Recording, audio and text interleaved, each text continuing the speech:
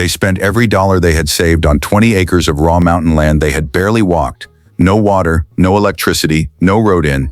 After seeing it once on a road trip they hadn't even planned to take. The couple behind Ambition Strikes didn't architect any of this. Riley and Courtney Casey built a YouTube channel with over 1 million subscribers, not because they set out to, but because a ski trip, an impulsive land purchase, and a camera pointed at a truck camper in a driveway changed the entire direction of their lives. By the end of this video, you will understand exactly how that happened and where they have gone now that the mountain is finished. Not every YouTube channel starts with ambition. Some start with frustration. Riley and Courtney Casey met in college and immediately recognized something in each other that most of their peers didn't share.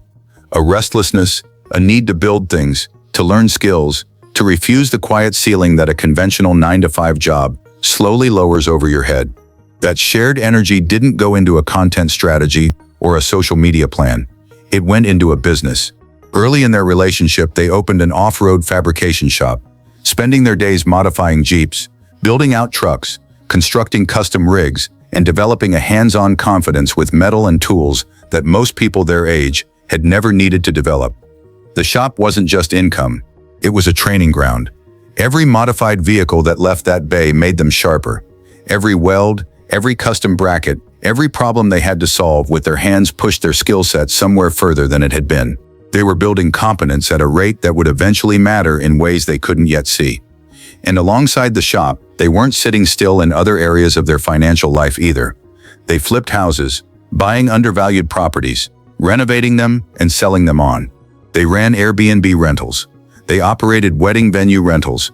By the time most people their age were still figuring out what they actually wanted to do with their lives, Riley and Courtney Casey had already launched multiple businesses, accumulated real skills across completely different industries, and quietly built the kind of resilience that only comes from having survived the parts of entrepreneurship that don't look good on camera.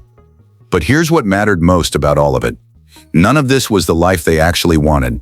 The shop was functioning. The income was real. The houses flipped on schedule. The Airbnb guests left reviews. From the outside, it looked like a couple that had figured things out faster than most. What it wasn't doing was satisfying the thing underneath. The feeling, persistent and specific, that somewhere out there was a version of their life that was bigger, harder, and more worth it than any version they had built so far. The problem with building a comfortable life is that comfort isn't the same thing as arrival. Riley and Courtney had the work ethic, they had the skills. What they were still missing was the right problem to point all of it at.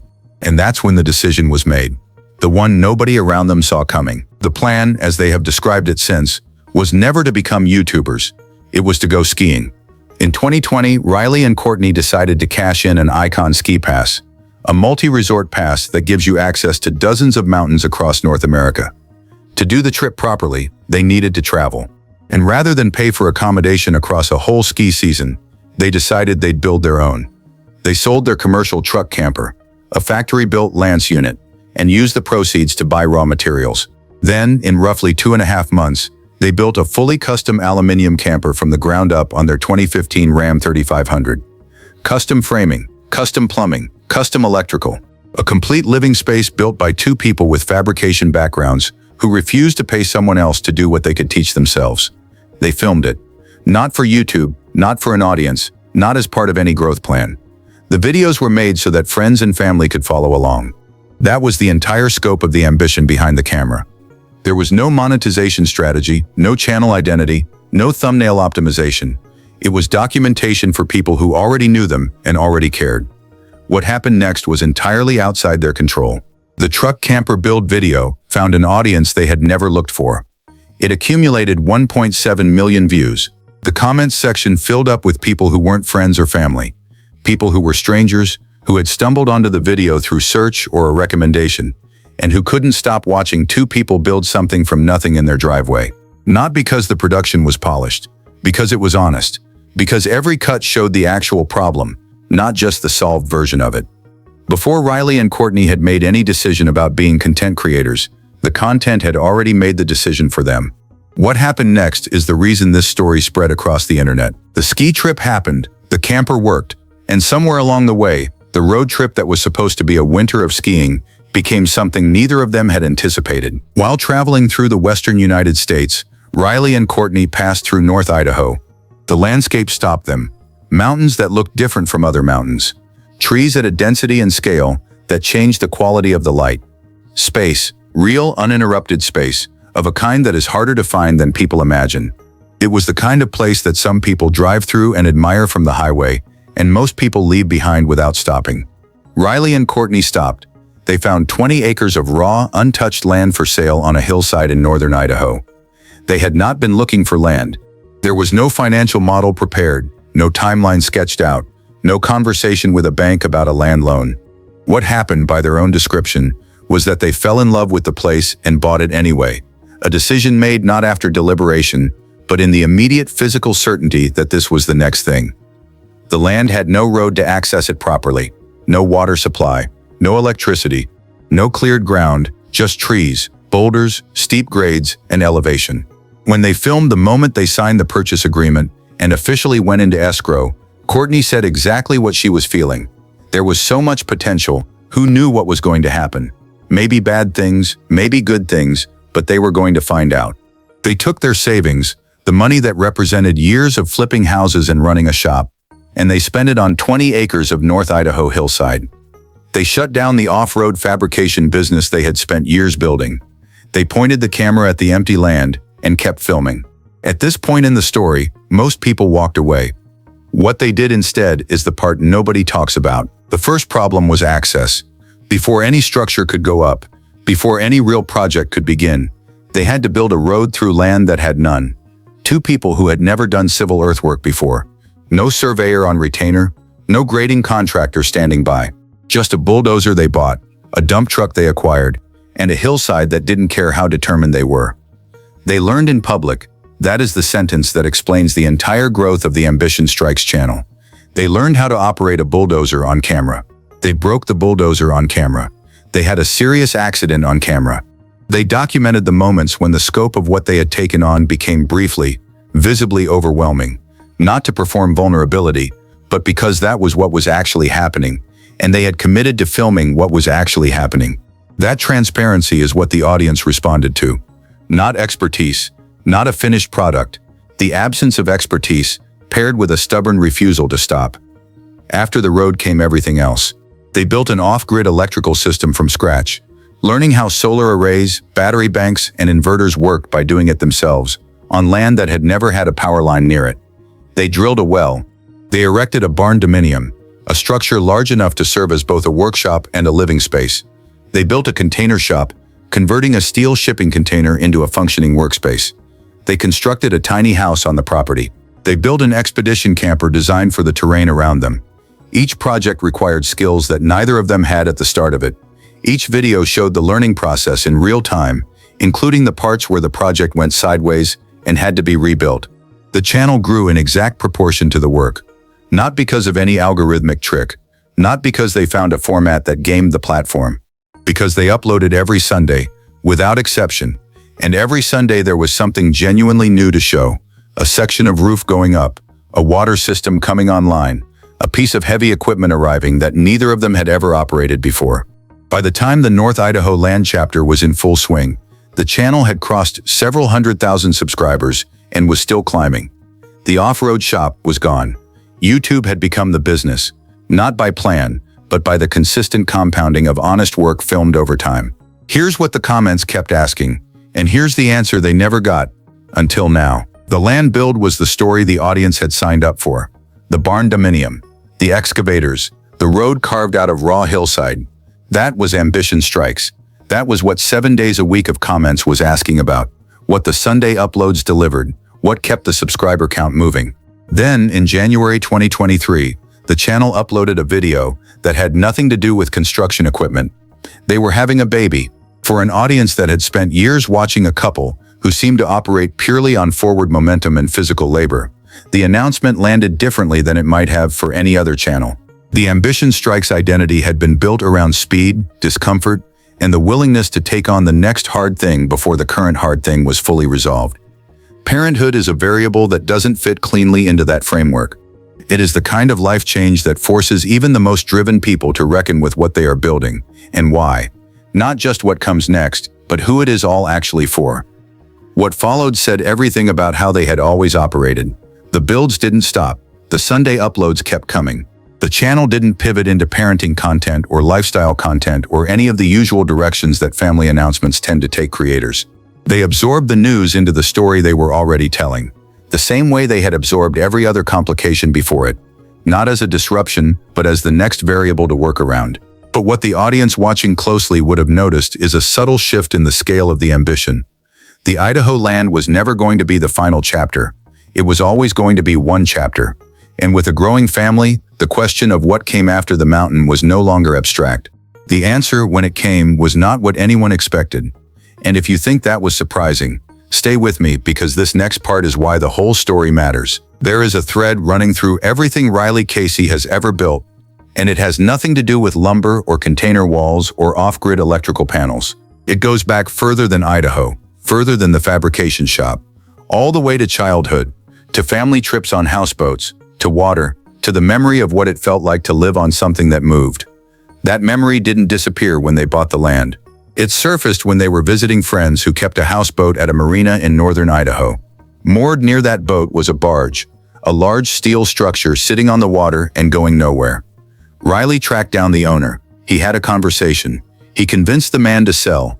And so, without any maritime background, without any experience converting vessels of any kind, and with an audience built entirely around land-based construction, Ambition Strikes pivoted to the water.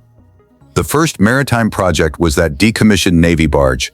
They filmed the conversion the same way they had filmed every project before it.